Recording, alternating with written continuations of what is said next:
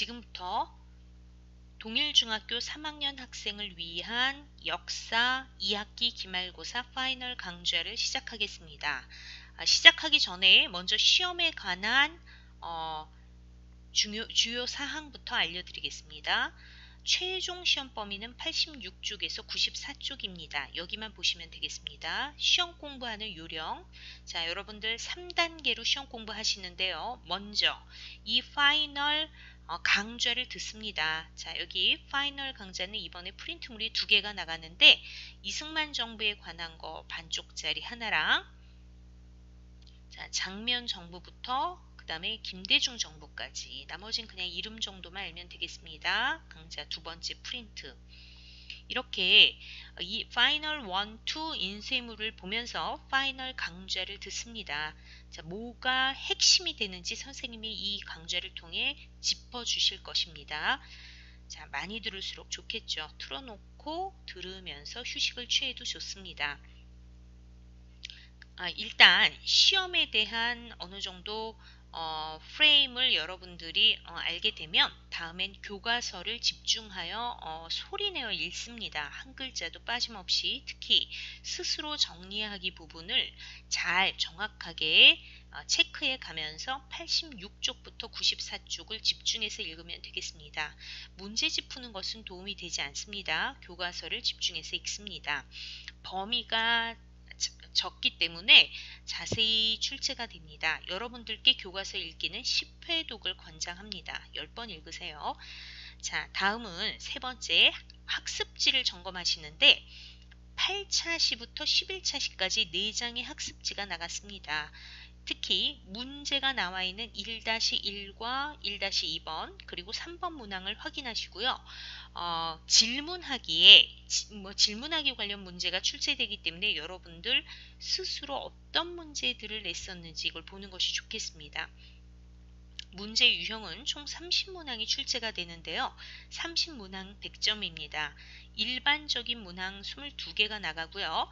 질문에 관련하여 묻는 문장이 6문항, 문항이 6문항, 그리고 OX 문제가 지난번처럼 OX를 묻는 문제, O는 1번, X는 2번에 답하는 그런 문제가 2문항 정도 나가게 되겠습니다. 자, 그러면 지금부터 내용을 시작해 보도록 하겠습니다. 먼저 우리나라 초대 대통령이 이승만이죠. 1948년부터 60년까지 12년 동안 장기 집권을 했던 그런 인물이고 4.19 혁명을 통해서 대통령 측에서 물러나게 됩니다. 이승만 정부하고 관련지어서 여러분들은 세 가지를 알아두는데 우선 첫 번째, 이승만 정부 초기에 임기 2년짜리 재헌국회가 했던 2가지 중요한 활동이 있습니다. 하나는 친일 문제를 처리하기 위한 반민특위 활동이었고요. 또 하나는 결국 지주제도 폐지까지 이끌어낸 농지개혁입니다. 2가지 활동 알아두시고요.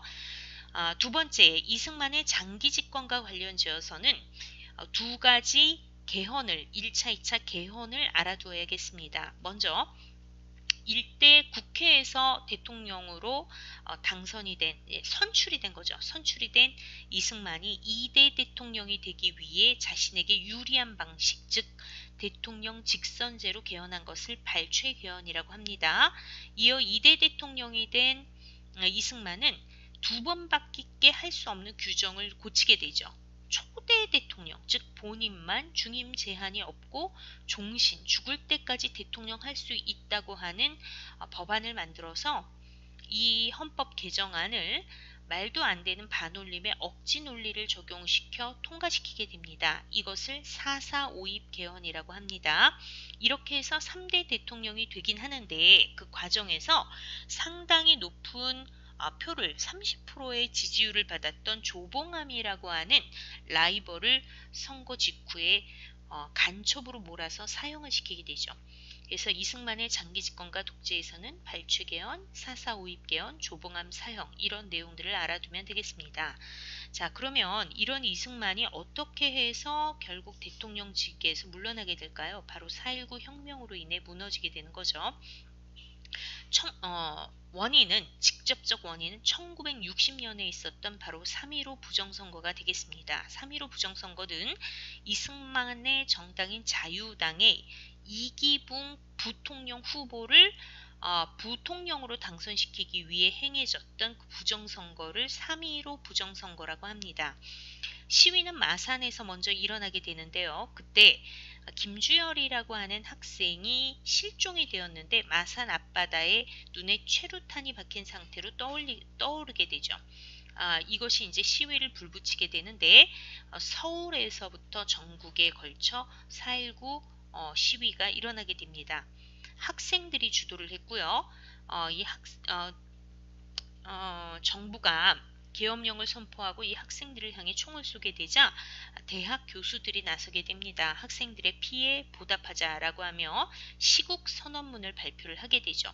결국 이승만은 물러났고 내각 책임제 개헌이 곧이어 이루어지게 되면서 장면을 총리로 하는 장면 내각, 즉 장면 정부가 수립됩니다. 자, 다음은 파이널 2쪽 해설입니다.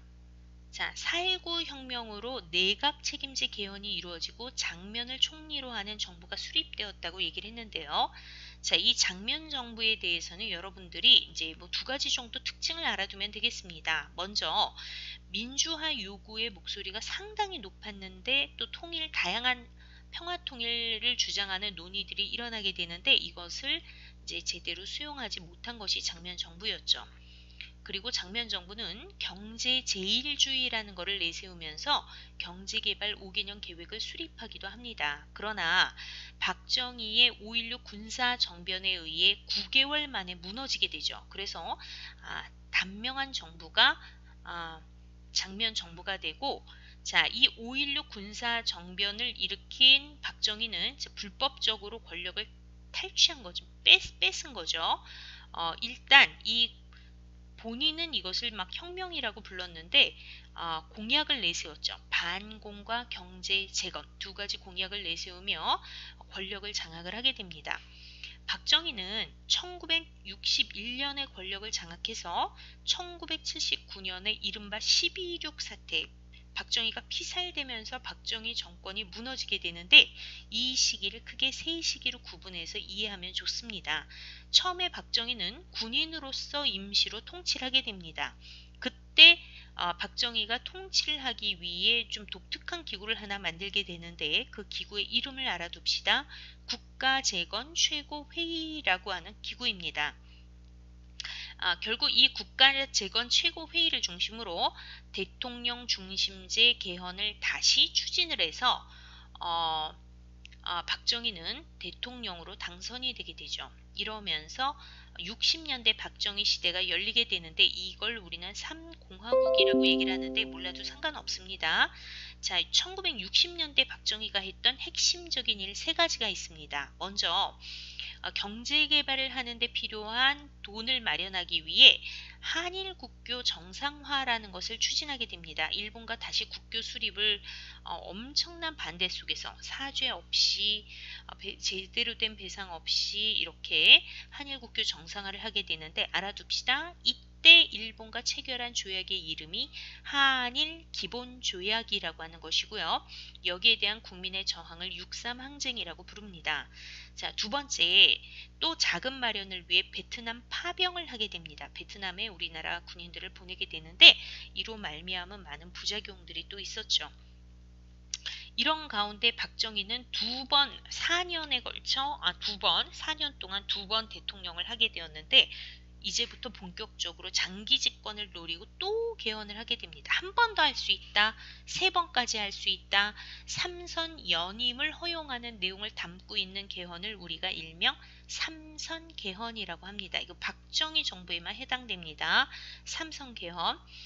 1969년 우리나라가 상당히 뭔가 위기감이 고조되는 상황이 벌어지게 되는데 이거를 이용해서 이제 삼성 개헌을 날치기로 하게 되죠. 그리고 박정희가 다시 또 권력을 쥐게 됩니다. 그런데 이제 박정희는 아슬아슬하게 또 대통령이 되는데 김대중 후보를 근소한 표차로 누르고 아슬아슬하게 대통령이 되는데 박정희에게 악재가 하나 더 겹치게 됩니다. 그건 바로 뭐냐면 미국의 닉슨 대통령이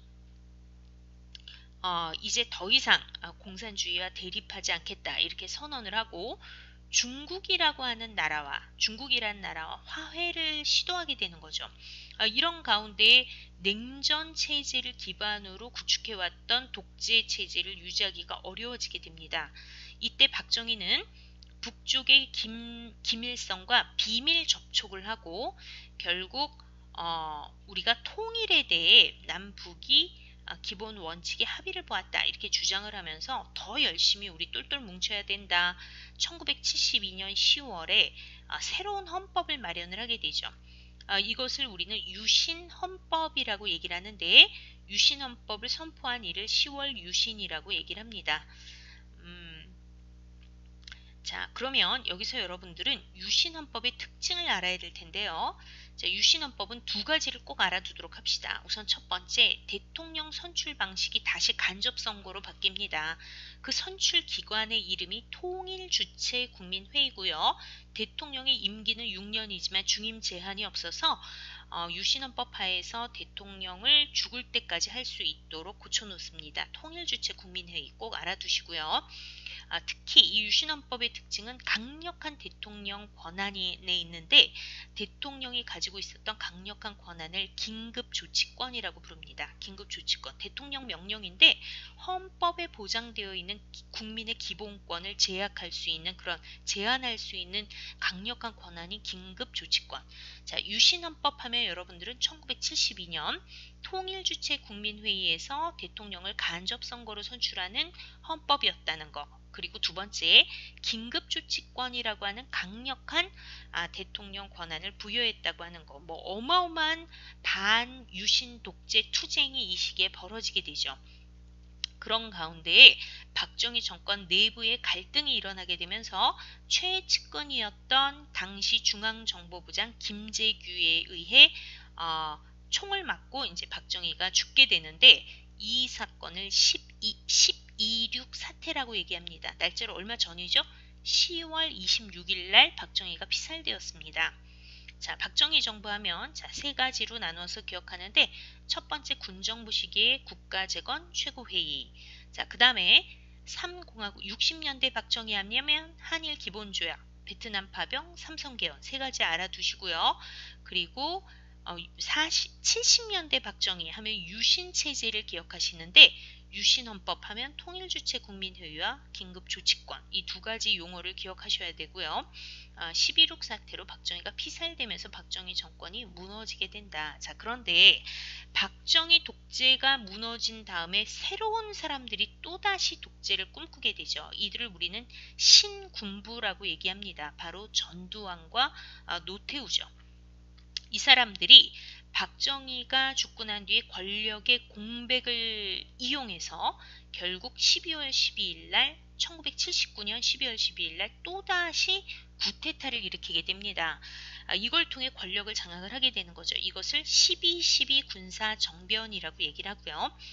자, 이 12.12 군사정변을 성공시키면서 신군부였던 전두환과 노태우가 일단 권력을 장악하긴 하지만 1980년이 되면은 이 신군부 세력의 어떤 그 퇴진 그리고 유신헌법 폐지 민주화 요구를 주장하는 서울에서부터 전국적인 그런 민주화 요구가 막 올라오고 있을 때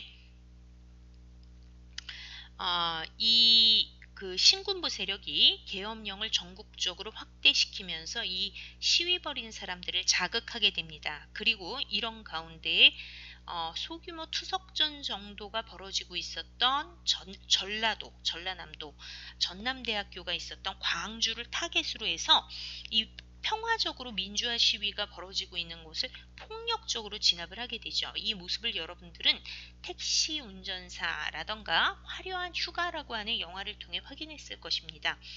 자, 이렇게 폭력적으로 진압을 하게 되자 광주 시민들은 어떤 시민군을 무장을 하고 시민군을 결성하게 되는데 결국 이것을 무력으로 진압하면서 전두환과 노태우가 완전히 권력 장악에 성공을 하게 됩니다. 자, 전두환은 권력을 장악한 다음에 처음에 초기에 군정을 실시하다가 자, 대통령제 개헌을 또다시 개헌을 단행하게 되는데 대통령의 임기는 7년입니다. 7년, 좀 길죠. 7년. 그리고 한 번밖에 할 수 없게. 왜냐하면 이후에 노태우에게 권력을 넘겨줬어야 했기 때문이죠. 대통령 선거인단이라는 거 거의 통일주체 국민회의하고 비슷한데 이름이 바뀌었어요. 여기에서 간접선거로 잠실체육관에서 대통령을 뽑는 그런 방식을 채택하게 되죠. 이런 가운데 언론을 통폐합하고 모든 언론을 장악을 합니다. 자, 이렇게 해서 전두환이 새 헌법에 의해 대통령이 되었을 때 이걸 우리는 5공화국이라고 부르는데 몰라도 좋습니다. 당연히 반독재 전두환 반정부 투쟁이 일어났을 것이고 여기에 대해 아주 민주화 운동을 철저히 탄압을 하면서도 국민의 마음을 끌어들이기 위해 모으고 자기 편으로 만들기 위해 무진장 애를 쓴 것이 전두환이었습니다. 유화정책, 부드러운 정책들을 많이 폈는데요. 가외 금지라던가 야간 통행 금지를 해제시키고 그리고 중고생에 대해서는 교복과 두발 자유화 그리고 프로야구를 출범합니다. 자, 그리고 전두환 말기 때 또다시 대대적인 민주화 운동이 일어나게 됩니다. 권력을 간접 선거 방식으로 노태우에게 편하게 넘겨주려고 했는데 국민들이 우리가 직접 대통령을 뽑겠다. 즉 대통령 직선제 개헌을 요구하는 대대적인 시위를 벌이게 된 것이죠. 이 시위가 일어났을 때 특히 시위를 하고 있었던 서울대학생 이제 박종철이 붙잡혀 조사를 받는 가운데 심한 고문을 당해서 물고문을 당해서 죽음에까지 이른 사건이 벌어지게 되고 이것 때문에 시위가 막 불붙었을 때 전두환은 나는 절대 헌법 고치지 않겠다. 간접선거 유지하겠다라고 발표를 하게 되면서 그해 6월 달에 대대적인 시위가 벌어지게 된 것을 우리는 6월 항쟁이라고 얘기를 합니다. 다음 해가 88 이게 1987년의 일인데요. 88년도에 88 올림픽 개최가 예정이 되어 있었기 때문에 전 세계의 시선이 우리에게 대한민국을 주목하고 있었습니다. 그래서 계엄령 선포도 하지 않고 결국 국민의 뜻을 수용하기로 합니다. 대통령 직선제에 약속한 것을 6월 마지막이죠. 6.29 선언이라고 얘기를 하고요. 이런 가운데 결국 5년 단임제, 대통령의 임기는 5년이고 한 번밖에 못하는 그리고 국민이 대통령을 직접 뽑는 현행, 지금 우리 적용되고 있는 헌법이 이때 마련되게 됩니다. 이 총체적인 과정을 우리는 6월 민주항쟁이라고 얘기를 합니다. 그런데 6월 민주항쟁 이후에 이제 직선으로 국민들이 직접 대통령을 뽑는데 야당의 후보, 특히 김영삼, 김대중 같은 유력한 후보들이 후보 단일화, 한 명으로 어떤 그 후보를 단일화시키지 못했기 때문에 표가 둘로 분산이 돼서 또 어부지리로 노태우가 대통령이 됩니다. 노태우 정부는 여러분들이 이때 이제 서울 올림픽 개최를 성공적으로 치렀고요. 이때에는 냉전 체제가 무너지게 되면서 공산국가들과 국교 수립이 이루어지게 됩니다. 공산국가들과 국교 수립이 이루어지게 되고요. 그리고 또 상당히 민주화가 진행된 가운데 6월 민주항쟁이 민주화를 상당히 진전시켰죠. 광주 5.18 민주화운동 요 사건 관련지요 청문회까지 열리는 사태가 벌어진 것이 노태우 정부 때입니다. 자, 결국 노태우를 도왔던 김영삼이 민주화 인사였는데 정말 존경받던 인사였는데 나중에 노태우가 궁지에 몰렸을 때 노태우한테 힘을 실어주고 결국 권력을 이어받게 되죠. 그러면서 김영삼 정부가 수립되게 되는데 이게 이제 군부 독재죠. 군부 독재. 군인들이 정치했다면은 자기는 민간인이다. 문민 정부를 김영삼이 선언을 했는데 김영삼 정부 때 있었던 일은 일단 금융 실명제를 하고요. 그 다음에 지방자치제가 전국적으로 시행됩니다.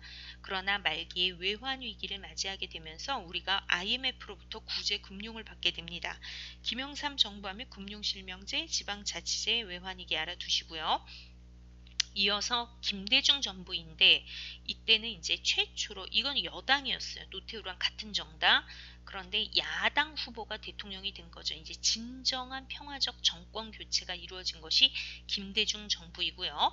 김대중 정부는 국민의 정부를 표방을 하게 됩니다. 이런 가운데 이 시기에 2002 월드컵을 성공적으로 개최했고 특히 김대중 대통령은 노벨 평화상을 받았다는 거 알고 계시죠?